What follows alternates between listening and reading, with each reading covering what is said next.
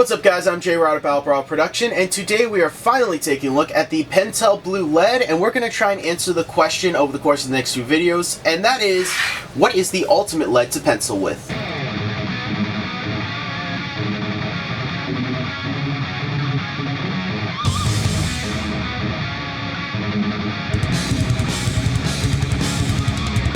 So if you guys are new to the channel, I actually did a review of the Prismacolor Cool Erase pencils quite a bit ago. I think it was like 2, maybe 3 or 4 years ago, I honestly can't remember. And this for a long time was my go-to pencil when it came to penciling to do my inking on top of. However, I discovered that there are several different types of blue leads out there for mechanical pencils. I prefer mechanical pencils, I love using them, especially on the go, just not being able to sharpen the pencil, just being able to click the button, have that extra lead right there, have it precise is perfect. And so I went on an adventure to find what is going to be the actual best lead to do all my penciling with. So we're going to start this series of videos with this one right here. This is the most common one. You can find this one pretty much anywhere, and we're going to see if it actually does warrant its value.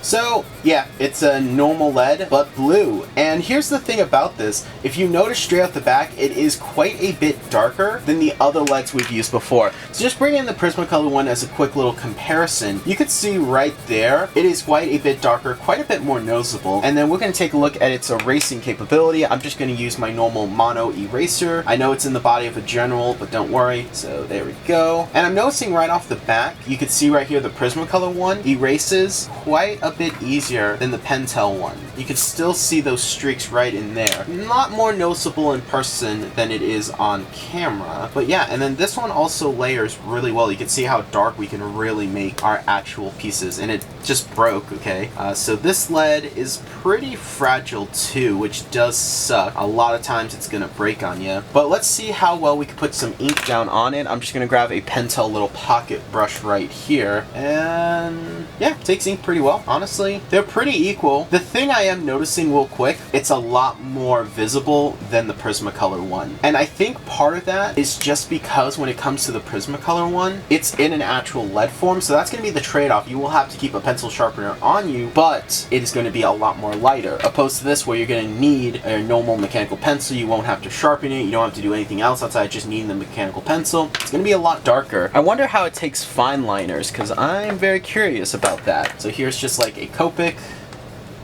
Okay, that's interesting. You could see on the Prismacolor one, because it's a wax base, the Fineliner actually does have a hard time sticking to it. Let's see if we can get a better zoom in on that. You can see that the Fineliner doesn't always make a clean line, but compare it to the Pentel, it consistently makes a better line. So that's interesting. That's definitely a trade-off there. I do know for a fact that Prismacolor does really, really well with dip pens, so I think that's going to be one competitive edge that it has.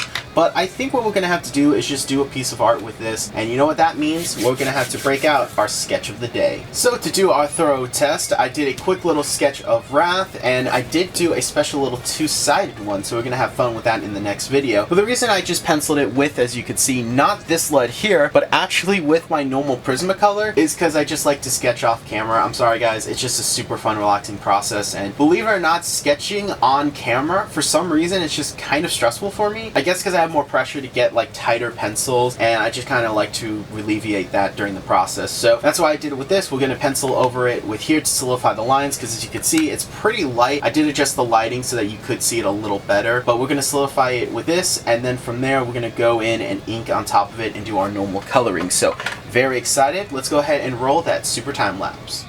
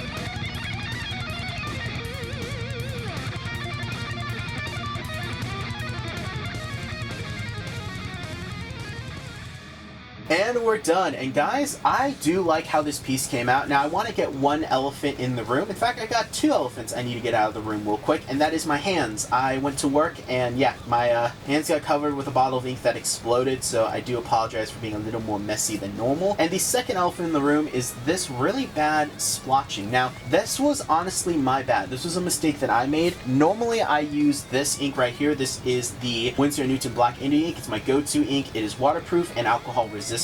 One thing that I totally forgot is that because these pencils, and that also includes the Prismacolor one, is quite a bit more on the wax side, it does create a stronger barrier between the actual ink and the paper. So when the ink dries, not only does it take longer, it's a lot less alcohol proof. So it went from being alcohol resistant to not being alcohol proof, which really does stink. So that was my bad. I should have used a Ziggs Cartoonist. Either way, this is still my favorite ink, and it was just a mistake that I made. When I do the red lead review, I will be inking the page with the same ink on the other side so that it stays fair. Now with that said though, the lead itself wasn't too bad. It's smooth. My main complaint is that one, it breaks a lot. It's a very fragile lead, and two, while it's not as noticeable on camera because of all the nice lights, it is very noticeable in person that there is a lot of blue edging here. Something that isn't apparent with this one right here. This is my absolute favorite pencil when it comes to actually doing all my lead work right now for inking. That may change with some future videos coming out. You know, we're exploring. But that's something I did want to mention that I thought was very interesting, because you could see these blue lines a lot more intensely. And this was a lead that I did use for a while in my sketchbook before switching to a different lead. And you can really see it more apparently in the coloring.